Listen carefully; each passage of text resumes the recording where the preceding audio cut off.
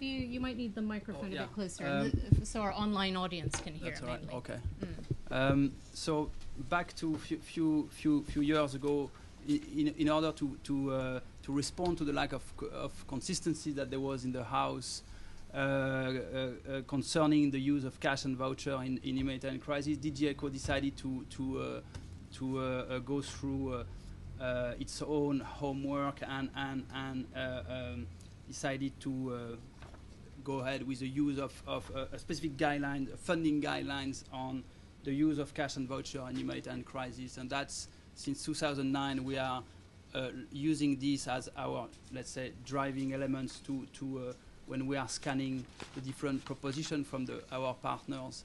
And I mean, it's still pretty much up to date. And you have the basis here of what we would like to see in the proposition that are submitted to us at each stage of the program cycle management. So first, an important paper for us as a guideline and framework, and another one that you might know is the humanitarian food assistance policy adopted last year by the Council, where we do address a couple of things on cash and voucher, and clearly mentioning that we do expect a gradual scale up in the use of cash and voucher. Although we do recognize that all modalities are acceptable, and that each the response to the needs in the most appropriate, efficient and safe way must be specific to context, and that's must be clear. But there's a clear potential role for cash and voucher in all humanitarian contexts, stages of response and sectors. This is clearly what we are mentioning here in the policy. So an important paper to refer to, and to give the framework. We have been conducting an analysis of some proposals, just to give the picture of where we stand and what we have been supported the last few years. And we have been analyzing 2 different years, 2007 and 2010, across more or less 18 countries, representing 80% of our support in terms of humanitarian food assistance, meaning more or less between 200 and 400 million euros here. So basically, what are the here to remain on our subject? We have been scanning a couple of indicators. Here, for our interest, the percentage of budget going on cash and vouchers, and the percentage of project with cash and voucher components within each proposition. So I remain on these ones. I won't detail the needs-based incorporation of livelihoods and so on, which were other indicators that were a factor in the analysis.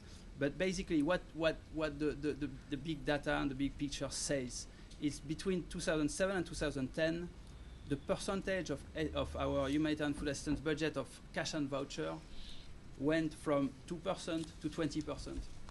So there's quite a big increase here.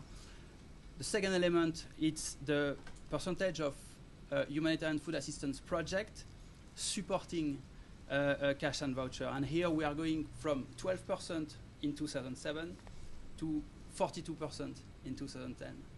So again, basically the trend is here. There's a couple of differences between partners. Definitely, I won't enter here, but definitely there's been some ways paid by the NGOs and the Red Cross movement here, and some of the other agencies playing catch up, but for some of them very, very fast. And that's quite some highlights here. Basically, overall, a positive progress in the use of cash and voucher in the overall, and that's something we want to acknowledge and to encourage.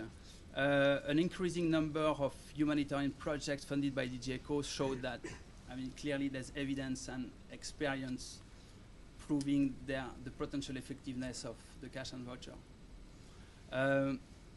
And again, through all type of crises, the complex one, the protracted crisis, the slow and rapid onset, for a variety of objectives, can be life-saving, we can save life with the support of cash. This has been proven.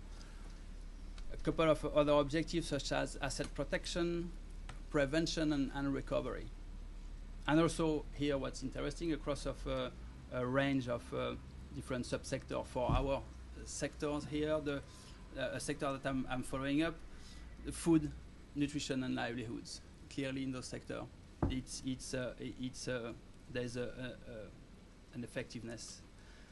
But a clear room for improvement. I won't enter in too much in the detail, but the use of cash and voucher remains limited in scale comparing to the in-kind delivery of humanitarian assistance. So basically the in-kind support still dominates the response. And here we can ask the question why and what we need what need to be done to improve this. That was a couple of key challenges that you have been highlighted here clearly, so I won't come back on them, but briefly, I think it's clearly time to go from pilots to scale. There's been enough evidence that is working. So there's this room of improvement towards at-scale response. There's also one of the key challenges is overcoming resistance. There's clearly some resistance within each institution, agencies, and the system itself. So we clearly need to identify that and to identify the solutions to overcome the resistance. Ensure a proper response analysis. The routine is clearly something that is very important to consider throughout the project. Cash as first response, linkages with social protection, national government response. We do think that at scale, in terms of at-scale response, there's a lot of lessons to learn here. Market analysis have been highlighted, private sector, the banking system, a lot of linkages to be done. So clearly, just to finish, because I'm time's running here. Again, GPR review, cash transfers are now accepted as a tool in the humanitarian toolbox. This is something that we need to continue to advocate. Cash, an interesting element that is in the GPR is that cash has helped to drive, or at least to has coincided with development of better situation and response analysis. And here is the back to basics. And this is something very important. That should not necessarily be only for the cash, but that's applicable for all type of response, including in kind.